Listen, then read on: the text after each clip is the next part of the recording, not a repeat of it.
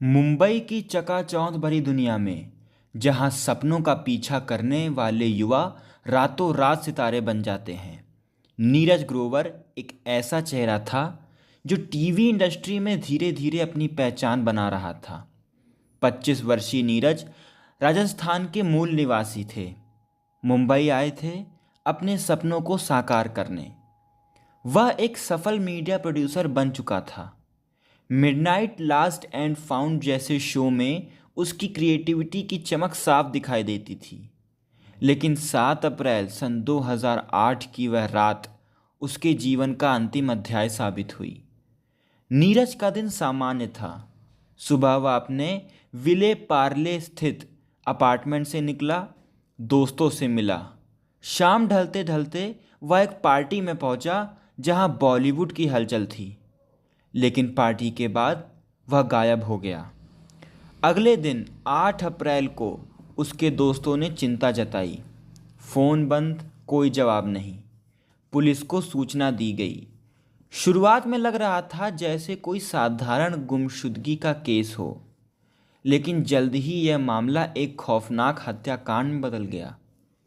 नीरज की आखिरी call recording से पता चला कि वह रात करीब 11 बजे एमपी स्टूडियो पहुंचा था। वहां उसे एक फ़ोन कॉल आई थी। निर्देशक मारिया सुसायराज ने। मारिया 25 वर्षीय मॉडल अभिनेत्री, तमिल सिनेमा में अपनी किस्मत आजमा रही थी। नीरज उसके प्रोजेक्ट वू वुडू में क्रिएटिव कंसल्टेंट था। दोनों के बीच पेशेवर संबंध थे, लेकिन कॉल में मारिया ने उसे तुरंत स्टूडियो बुलाया था। नीरज पहुंचा और उसके बाद ठप अंधेरा। मारिया के अपार्टमेंट से एक गवाह ने कुछ संदिग्ध देखा था। रात के करीब 2 बजे एक युवक ने एक बड़े बैग को कार में लादा। वह युवक था एमजे इमानुएल, मारिया का लिव इन पार्टनर। इमानुएल 27 वर्षीय मलयाली नेवी ऑफिसर जो छुट्टी पर मुंबई आया था। दोनों का रिश्ता तनावपूर्ण था। मारिया की बढ़ती लोकप्रियता और नीरज से उसके करीबी संपर्क इमानुएल को चुभ रहे थे। ईर्ष्या की जहर धीरे धीरे घुल रहा था।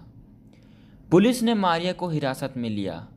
पूछताछ में उसने टूटकर कबूल किया। वह रात नीरज स्टूडियो पहुंचा तो मारिया ने उसे अपने अपार्टमेंट पर बुला लिया। बातें बढ़ी। नीरज ने मारिया को प्रोजेक्ट के बारे में सलाह दी, लेकिन इमानुएल वहां पहुंच गया। गुस्से में वो भड़क उठा। तू मेरी है, किसी और की नहीं, उसने चीखा। नीरज ने शांत कराने की कोशिश की, लेकिन इमानुएल ने चाकू निकाल लिया। एक झटके में नीरज की गर्दन पर वार। खून की धार बहने लगी। नीरज तड़पने लगा, लेकिन इमानुएल ने वार पर वार किए। मारिया डर से कांप रही थी, लेकिन उसने रोकने की बजाय मदद की। लाश का क्या? दोनों ने साजिश रची। अपार्टमेंट में ही उन्होंने नीरज के शव को काटा, आरी से, चाकू से। खौफनाक दृश्य था। सिर धड़ टुकड़े। फिर मारिया ने प्लास्टिक शीट बिछाई। इमानुएल ने शव के टुकड़े को बैग में भरा। रात के सन्नाटे में वह कार से ओटावे के जंगल की ओर निकले। वहां एक गड्ढे में शव दफनाया, लेकिन सबूत छिपे नहीं। अपार्टमेंट में खून के धब्बे, आरी पर मांस के टुकड़े। पुलिस को एक टिप मिली। जंगल में कुत्तों ने खुद खोदा था। खुदाई हुई और नीरज के अवशेष मिले। डीएनए टेस्ट ने पुष्टि की। केस ने मुंबई को हिलाकर रख दिया। मीडिया ने हॉरर रूम की सुर्खियां छाईं। मारिया और इमानुएल को गिरफ्तार किया गया। कोर्ट में ट्रायल चला। अभियोजन पक्ष ने साबित किया कि वह पूर्व नियोजित हत्या थी, ईर्ष्या और विश्वासघात। मारिया ने गवाही दी कि इमानुएल अकेला दोषी था, लेकिन सबूतों ने झूठ उजागर किया। सन 2008 के अंत में दोनों को उम्र कैद की सज़ा सुनाई गई। इमानुएल को 10 साल बाद पैरोल मिली, लेकिन मारिया अभी भी जेल में है। नीरज की मौत ने फिल्म इंडस्ट्री को झकझोर कर रख दिया।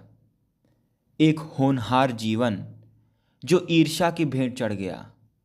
आज भी मुंबई की रातें चुपचाप फुसफुसाती हैं, सपनों के पीछे छिपे खतरों की कहानी। नीरज की याद में उसके दोस्त कहते हैं, वे हमेशा मुस्कुराते थे, लेकिन कुछ लोग मुस्कान से जलते हैं। यह कथा सिखाती है कि सफलता की चमक में अंधेरा हमेशा घातक होता है। जो आदमी चला गया उसके लिए संवेदनाएं। मेरी आपसे उम्मीद है कि कमेंट में कोई भी गलत बात ना बोलें। जो हो चुका है वो हो चुका है।